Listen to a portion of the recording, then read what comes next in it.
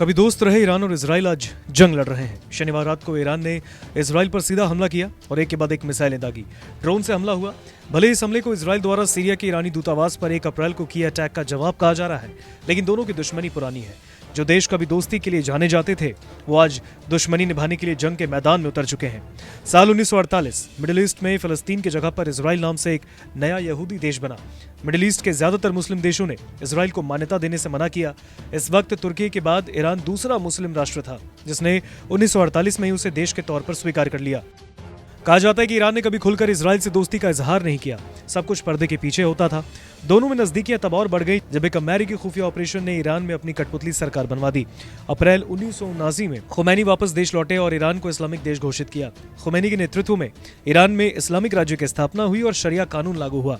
Ayatollah Ruhollah Khomeini के नेतृत्व वाली ईरान की नई सरकार ने इजराइल के साथ सभी संबंध तोड़े। देश लौटने के बाद खुमैनी ने अपने पहले ही भाषण में कहा कि ईरान को अमेरिका और उसके सहयोगी देशों के खिलाफ लड़ने की जरूरत है। ये देश फिलिस्तीन में रहने वाले मुस्लिमों के खिलाफ अत्याचार करेंगे। इसके आगे खुमैनी ने कहा, अमेरिका बड़ा शैतान और इजराइल छोटा शैतान है।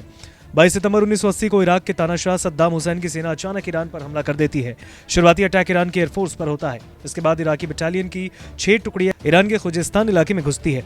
साल भर पहले ही 1979 में इस्लामिक क्रांति से निकला ईरान इस जंग के लिए तैयार नहीं था। नतीजा ये रहा कि 2 महीने में ईरान के 2 लाख से ज्यादा सैनिक मारे गए। हालात बिगड़ते देख ईरान पर दबाव बनने लगा कि वो जल्द से जल्द अमेरिकी हथियार जुटाए।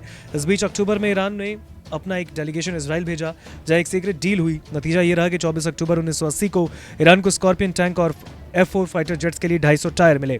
8 मार्च 1982 को अमेरिकी अखबार में एक खबर छपी। इसमें दावा किया गया कि अमेरिकी को जानकारी दिए बिना ही चुपके से इजराइल की खुफिया एजेंसी ईरान के लिए हथियार जुटा रही है।